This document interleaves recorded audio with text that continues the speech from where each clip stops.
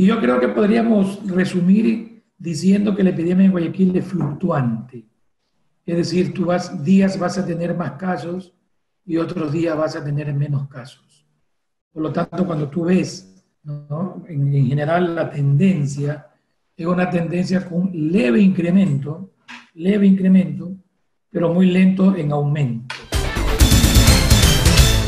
Muy bien, continuamos aquí en Radio Fuego 106.5. Nuestra entrevista de salud del día de hoy es con el doctor Washington Alemán. Doctor, hace tiempo que no lo veía. ¿Qué le ha pasado? ¿Dónde se me ha perdido? ¿Ah? Bueno, siempre estamos listos para compartir contigo, siempre es un placer poder conversar. Claro que Estábamos sí. recuperándonos de una operación del tobillo, pero ya estamos listos. Ay, qué bueno, doctor. Bueno, usted como ya tuvo COVID, entonces sigue con anticuerpos. No, todavía seguimos negativos, cuidándonos con medidas de bioseguridad adecuadas. Pero ¿y los anticuerpos, doctor? Usted fue uno de los primeros en enfermarse. Usted fue de los enfermos de marzo y abril. ¿Qué pasa con esos anticuerpos? ¿Cómo se sigue haciendo Salimos, pruebas? ¿Los tiene altos? salimos negativos, es decir, no generamos anticuerpos.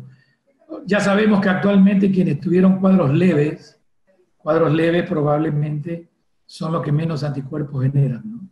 Quienes han tenido cuadros más severos, quienes han estado en las terapias intensivas o gravemente enfermos, son los que generalmente tienen un mayor nivel de anticuerpos. Claro. Doctor, ¿cuál es la situación actual de la pandemia en Guayaquil? Mira, Guayaquil, yo creo que a partir del estado de excepción que terminó el mes pasado, Ujú. y lastimosamente la población confundió terminar el estado de excepción con tener liberación dentro de lo que es las actividades personales, familiares, sociales, ¿no? Por más campañas que se ha hecho por parte de todas las autoridades, ¿no? Lo que hemos visto es de que hay un aflojamiento por parte de la población en lo que son las medidas preventivas, ¿no? En estas últimas 2 semanas ha habido un leve incremento de pacientes, pero que creemos que todavía no son, ni siquiera le llega a los números que tuvimos ni en marzo ni en abril, ¿no? Estos números eran algo prevenible debido a toda la movilización ciudadana que hemos visto. Y yo creo que podríamos resumir diciendo que la epidemia en Guayaquil es fluctuante. Es decir, días vas a tener más casos y otros días vas a tener menos casos. Por lo tanto, cuando tú ves, ¿no?, en general la tendencia es una tendencia con leve incremento, pero muy lento en aumento. Estamos tratando de ver cómo esto lo podemos disminuir, pero es algo que todavía nos preocupa siempre y seguimos insistiendo en la responsabilidad o en la corresponsabilidad a nivel de la ciudadanía. ¿Por qué fluctuante, doctor? ¿Por qué Guayaquil se comporta con una epidemia fluctuante? Fluctuante que sube y baja, sube y baja. ¿Por qué? Pero yo creo que hay múltiples factores, ¿no? Sobre todo es porque no estamos todavía en la capacidad de hacer pruebas diagnósticas de una manera sostenida. O sea, una de las limitantes que tenemos es que hay un déficit todavía para hacer un número de pruebas lo suficientemente importante, ¿no? Entonces tú podrás hacer un día 200 pruebas y al otro día haces 50. Por lo tanto, no es un valor uniforme de lo que tú tengas, ¿no? Y yo creo que la población va comprendiendo que lo importante no es hacer la prueba, lo importante es cuidarte, porque la prueba no nos va a cambiar la conducta que tú tengas que hacer. Sea Claro, positiva o sea negativa, tienes que aislarte. así Entonces yo es. creo que ya la población, al menos mi percepción, es que sí comprende esta parte.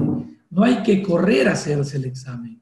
Lo que hay que correr es en aislarse, en avisarle a las personas con las que yo he estado para que también se cuiden.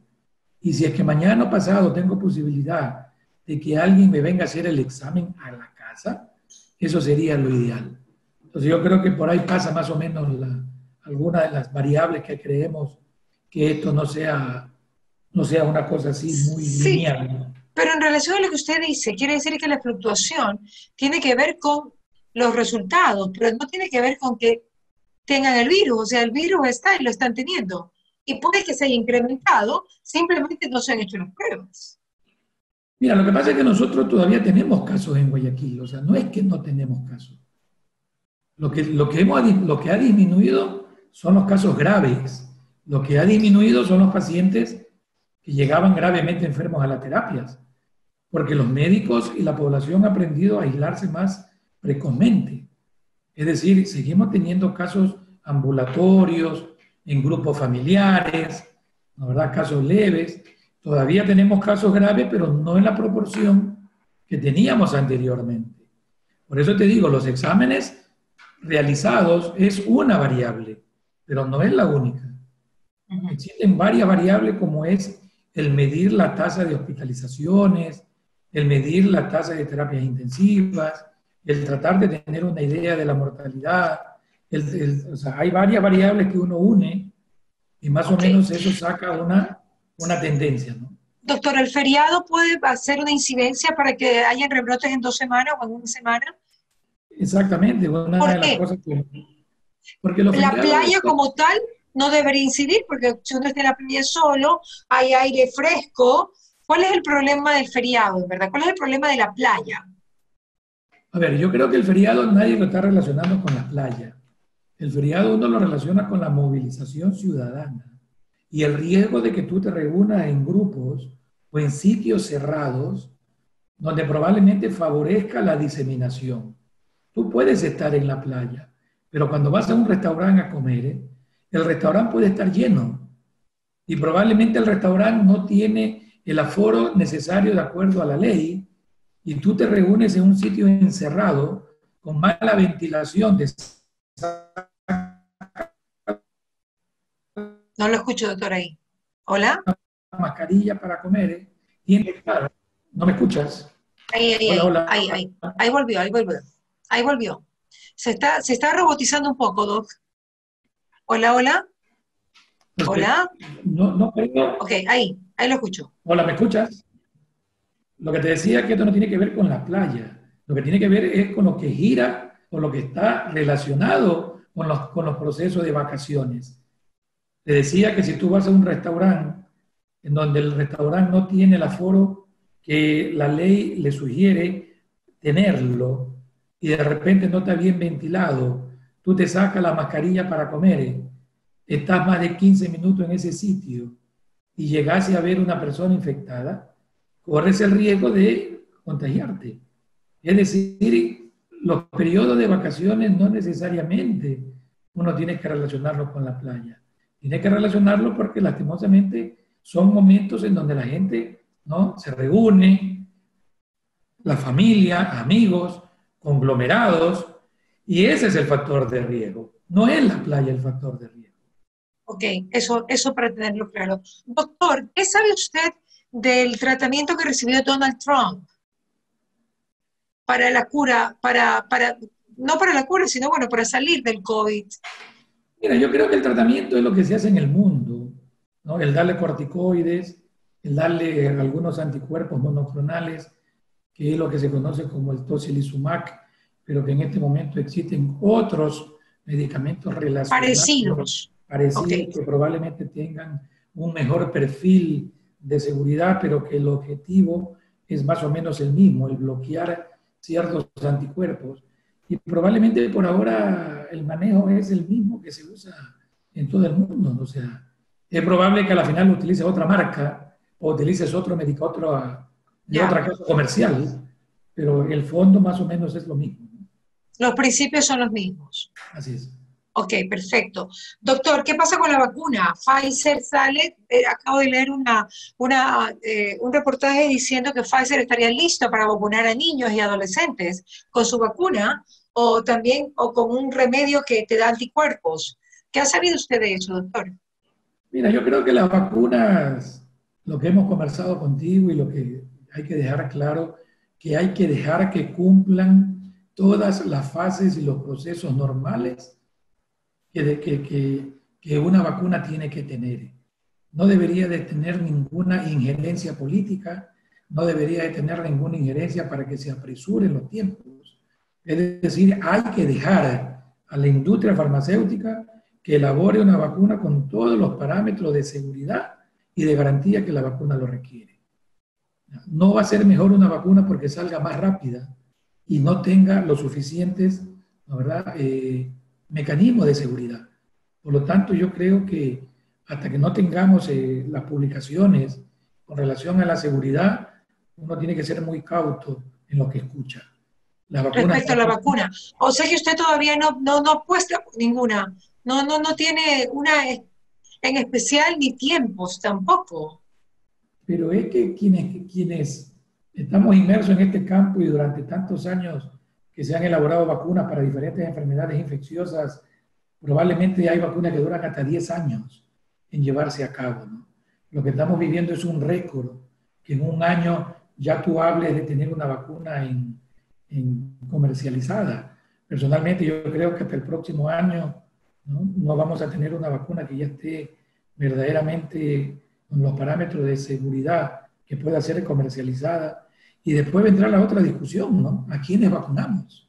¿No? ¿O quiénes van a ser los países que van a acceder inicialmente a poder tener la vacuna? Si va a haber una cuestión equitativa entre países ricos y países pobres. Es decir, todavía hay muchas preguntas que tenemos que ir buscando la respuesta. Claro, doctor, por otro lado, usted como médico ha visto en Guayaquil nuevos síntomas, nuevos signos del COVID, porque hoy día acabo de leer que también hay una sordera temporal. También todavía no hay seguridad de que, bueno, lo vamos a saber en enero, ¿no? Pero, ¿qué nuevos síntomas se han visto del COVID dentro del COVID cuando se está o post-COVID? ¿Hay algo nuevo que haya salido siendo este virus bastante, digamos que, no sé, difícil de descifrar aún? Mira, yo creo que todavía lo que debemos dejar claro que sigue siendo un virus muy heterogéneo, sigue siendo una enfermedad que seguimos aprendiendo de ella, que probablemente cada día que pase nos encontramos con nuevas sorpresas en los pacientes. Vemos que en ciertos pacientes se vuelve más agresiva y en otros menos agresiva. Pero en general lo que yo te diría es de que los médicos estamos aprendiendo cada vez más. Creo que la curva de aprendizaje ya, si bien es cierto, seguimos aprendiendo, pero estamos convencidos que el manejo precoz, que el manejo más temprano de la enfermedad probablemente nos va a dar mejores resultados y eso se relaciona con menos mortalidad, ¿verdad? Pero de ahí la presencia de signos o síntomas sigue siendo muy heterogéneo, ¿no? Es muy difícil querer marcar o querer decir que esté dentro de ciertos parámetros o no, porque probablemente esto puede confundir a la población. Y lo segundo que tiene que quedar claro es que no todo cuadro que un paciente tenga en este momento necesariamente tiene que ser COVID. Tenemos otras enfermedades como influenza, como virus respiratorios, ¿no?, como dengue que vamos a tener en la estación lluviosa a medida que se aproxime. Entonces hay que ser muy cauto, ¿no? Hay que tratar incluso de pensar que no todo lo que me pasa es COVID. Uno de los problemas que tenemos con las pruebas PCR es que cualquier cosa que me pase, yo me hago una prueba PCR y es positiva. Y tenemos que saber que la prueba PCR puede durar un tiempo muy largo. Entonces, esta interpretación de las pruebas, hay que tratar de ser cauto y tratar de buscar un médico especialista para que junto con el paciente las interprete. Porque uno de los problemas que estamos teniendo es lo que se conoce como la infodemia, ¿no? El exceso de información que hay en este momento, que a pesar de tener mucha información, estamos muy desinformados y probablemente más le seguimos creyendo a las redes sociales que probablemente lo que tengas que acudir donde un profesional para que te oriente a saber. Es decir, las pruebas rápidas, pruebas de anticuerpos. Todo esto hay que ser muy cauto. No podemos emitir diagnósticos probablemente sin tener un sustento clínico. Es decir, no puede haber un examen que no sea comparado con lo que al paciente le pasa. Los médicos vemos pacientes, los médicos no vemos exámenes. Los exámenes nos sirven para tratar de relacionar lo que un paciente tiene. Es algo que usted siempre mantuvo. No se puede solamente ver exámenes y resultados, tiene que saber cómo se siente el paciente. Pero pueden haber asintomáticos también, doctor. Totalmente de acuerdo, por eso te digo que hay que ser muy cauto. Hay que ser muy cauto en esto, ¿no? Más importante que un examen, ¿no verdad? Es de que si tú sospechas de que estás infectado, que estás asintomático, pero que estuviste en contacto hace 3 días con alguien, más importante que tú te aísles, más importante que seas responsable y tú hagas un autoaislamiento, independientemente del resultado. Pero si yo estuve en contacto con alguien más de 15 minutos, no usé mascarilla, he estado en menos de 2 metros con esta persona, yo no necesito un examen para yo tomar una decisión de aislarme. Eso es lo que tenemos que tratar de repetirlo, de que llegue a la población. Eso se llama percepción de riesgo. Es decir, cada persona tiene que tomar una decisión, no por un examen, sino de acuerdo a lo que tú haces. Si yo estoy consciente que he estado en un momento de riesgo, yo no necesito ningún examen. Yo necesito ser responsable e ir a aislarme por un tiempo determinado, que son 10 días en los asintomáticos, y con eso yo voy a garantizar, ¿no verdad?, no volver a infectar a alguien más. Y avisarle a las personas con las que yo he estado para que hagan lo mismo. Porque no le podemos exigir a una persona que se haga una prueba de PCR, porque no son pruebas baratas, son Así es. pruebas caras. Por lo tanto, yo no puedo ser 4 miembros de una familia. Yo no puedo decirle háganse los 4 pruebas de PCR y cada una cuesta $120 en esta crisis económica. Más importante es decirle quédense en su casa, aíslense, métanse en cada uno en su cuarto. Si quieren reunirse, pónganse mascarilla, pongan más de 2 metros de distancia, limpien la casa y lávense bien las manos, independientemente del resultado que tú tengas. Doctor, muchísimas gracias. Como siempre, instructivo conversar con usted y es importante lo que usted dijo lo de la percepción de riesgo. Qué buen tema, qué importancia que tiene que tener esto. El problema también es que no podemos seguir aislados con pánico, doctor. Hay que salir. Y es algo que tenemos que equilibrar. Y es cierto que hay que aislarse. Pero doctor, ¿cómo se hace ese equilibrio para la parte económica? En teletrabajo usted sabe que no es lo mismo. Hay que salir, hay que consumir, o si no, los daños colaterales del COVID por aislamiento serían con no retorno, doctor. Con no retorno. A ver, cuando yo te digo aislamiento, te hablo de la persona que corre riesgo. Pero eso no quiere decir que si tú quieres hacer tus actividades laborales, porque yo comparto contigo que tenemos que buscar un equilibrio entre la salud y la economía. No sirve de nada estar sano y tener un país con catástrofe económica. Así es. Como al revés tampoco. No sirve de nada querer activar y a los 20 días todos los trabajadores se infectan. Es decir, hay que buscar ese equilibrio. Por eso que en este momento nosotros no es que estamos promoviendo el aislamiento. Lo que nosotros estamos promoviendo es la prevención. La prevención quiere decir que en este momento la mascarilla ya está confirmado. En los últimos 15 días se confirmó que lo más importante de todo son los aerosoles. Es decir, más importante que tú tengas en una mesa el germen alojado, más importante que tú y yo estemos infectados y que transmitamos con la tos o al hablar. Por eso es que la mascarilla en este momento es un instrumento fundamental dentro de nuestras actividades diarias. Si tú quieres ir a trabajar, si tú quieres salir al comisariato, si tú quieres ejercer tu actividad laboral, realízala, pero hazla responsablemente. ¿Qué significa responsablemente? Colocarme una mascarilla cuando yo estoy frente a otra persona. El tratar de tener 2 metros de distancia frente a otra persona.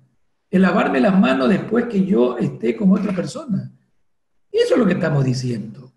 Fíjate el ejemplo más claro del gabinete de belleza. Creo que alguna vez lo conversé contigo. El ejemplo del gabinete de belleza, 130 personas que fueron a un gabinete de belleza en los Estados Unidos. Los 2 peluqueros estaban infectados con COVID. Todas las personas utilizaron mascarillas y los 2 peluqueros utilizaron mascarillas. ¿Sabe cuántos se infectaron? ¿Cuántos? Ninguno. Ninguno. Quiere decir que la mascarilla en este momento es la herramienta más importante que hay. ¿Ya? Por eso es de que en este momento las mascarillas son las que tienen que acompañarnos cuando yo voy a estar frente a otra persona. Y cuando yo te decía percepción de riesgo, yo tengo que aplicarlo esto también con mi familia. Porque el problema de percepción de riesgo es que la gente cree que solo el riesgo es en la calle, en el comisariato, en el bus, en el ascensor. Pero voy a la casa de mi mamá o de mi hermano o de mis primos o invito a mi amigo a mi casa. Creo que ahí no hay percepción de riesgo. Ahí todos nos sacamos la mascarilla, nos abrazamos y nos besamos. Eso es lo que hay que tratar de insistirle a la gente. El riesgo es con todo el mundo, en tu casa o fuera de tu casa. Porque tú no sabes mañana si tú sales a trabajar y regresas y traes el virus. Así es. Y te puedes haber hecho una prueba hace 5 minutos. Sales y te contagiaste. Es que las pruebas no te dicen nada. Exacto. O sea, por eso digo que las pruebas no sirven. Te quitan la ansiedad un ratito nada más. Entonces, la mejor ansiedad debería quitarte una mascarilla. Es decir, así como cargamos el alcohol gel, estamos sugiriendo que cargues una cajita de mascarilla o cargues una mascarilla con algo para protegerla. Si yo voy a estar con alguien, porque son 3 variables muy sencillas. Si yo estoy menos de 2 metros de distancia, si yo tengo más de 15 minutos frente a una persona, o si yo converso sin mascarilla, esos son los factores de riesgo. Por lo tanto, ¿qué es lo que tengo que hacer? Mantener más de 2 metros de distancia, tratar de colocarme una mascarilla si voy a estar cerca y tratar de no estar en sitios que no tengan ventilación. Es decir, eso es lo que tenemos que aprender para tratar de tener este nuevo estilo de vida. Y bajo ese nuevo estilo de vida, yo tengo que combinar la reactivación económica. Si yo quiero trabajar, trabaje, pero póngase una mascarilla. Si yo tengo que atender al público, atiéndalo, pero póngase una mascarilla y exíjale al público que se ponga una mascarilla. ¿No, verdad? Y si yo voy a visitar a mi familia, ¿no, verdad? Pongámonos una mascarilla. Reunámonos en el patio, en sitios abiertos, ¿no, verdad? Y tratemos de mantener una distancia adecuada. O sea, es este nuevo estilo de vida que lastimosamente, por más que no nos guste, tenemos que irnos adaptando hasta que toda esta pandemia termine de diluirse, pero que lastimosamente van a pasar todavía, yo creo, varios meses más. Muchísimas gracias, doctor Alemán. Como siempre, un gustazo estar con usted. Gracias por darnos su tiempo. Un abrazo.